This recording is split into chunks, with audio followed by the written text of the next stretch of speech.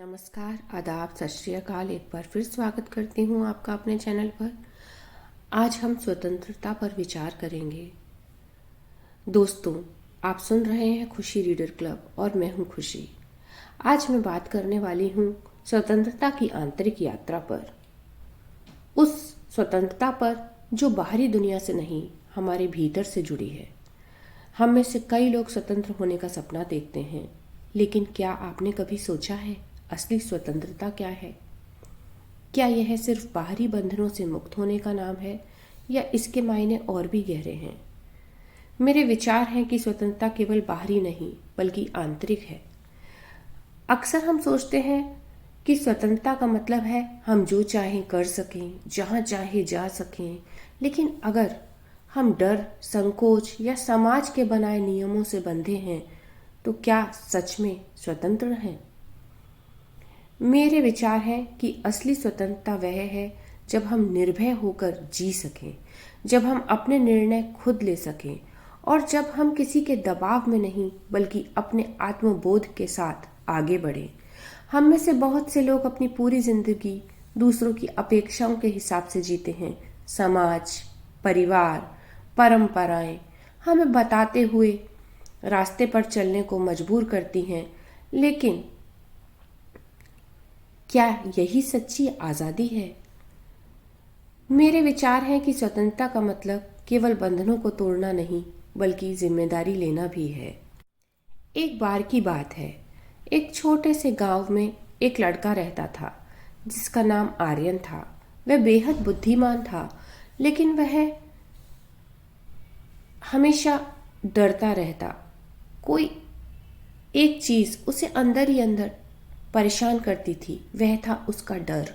वह अपने पिताजी की कठोर अपेक्षाओं से डरता था, अपने दोस्तों की आलोचना से डरता था और यहाँ तक कि समाज के नियमों का पालन न करने से भी डरता था। उसे हमेशा ऐसा महसूस होता था कि वह एक अदृश्य जेल में बंद है।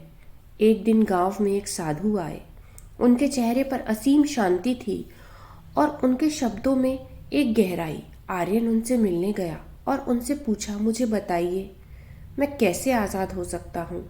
मुझे लगता है कि मैं हर समय हर जगह कैद में हूँ। साधु मुस्कुराए और बोले, तुम्हारी जेल बाहर नहीं, तुम्हारे अंदर है। जब तुम अपने डर और संकोच को पहचानते हो और उन्हें छोड़ देते हो, तभी तुम सच में आज़ाद होते हो। आर्यन को यह बात समझ नहीं आई। उसने साधु से कहा, आपके कहने का क्या मतलब है? मैं इसे कैसे कर सकता हूँ? साधु ने उसे एक चुनौती दी। उन्होंने कहा, 1 महीने तक हर दिन अपने सबसे बड़े डर का सामना करो, चाहे वह असफलता का डर हो, आलोचना का डर हो या कुछ नया करने का डर।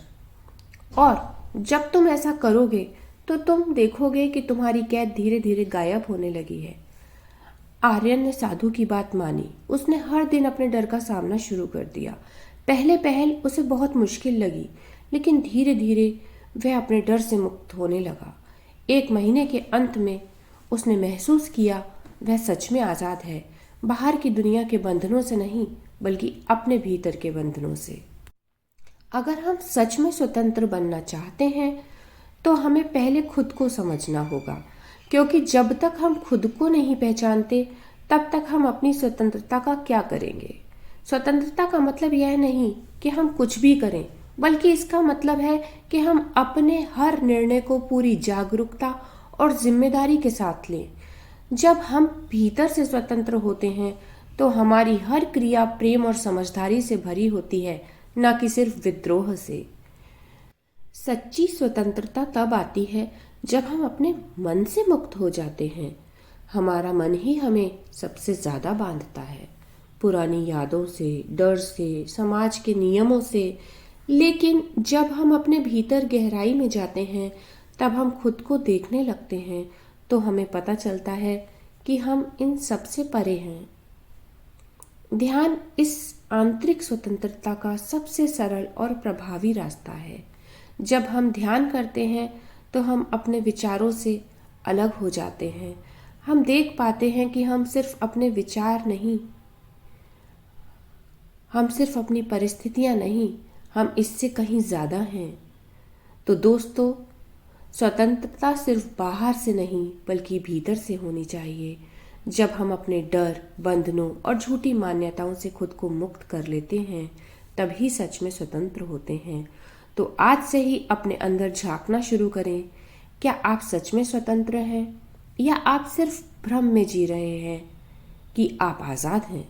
स्वतंत्रता कोई मंजिल नहीं बल्कि एक प्रक्रिया है जिसे हमें हर दिन हर पल जीना होता है। ध्यान, प्रेम और जागरूकता के साथ अपने भीतर की स्वतंत्रता को खोजें। अगर आपको यह एपिसोड पसंद आया तो इसे अपने दोस्तों के साथ शेयर करें और मुझे बताएं कि आपके लिए स्वतंत्रता का क्या मतलब है। मैं मिलूंगी अगले एपिसोड में। तब तक के लिए खुद को खोजते रहिए, खुद को जीते रहिए। धन्यवाद।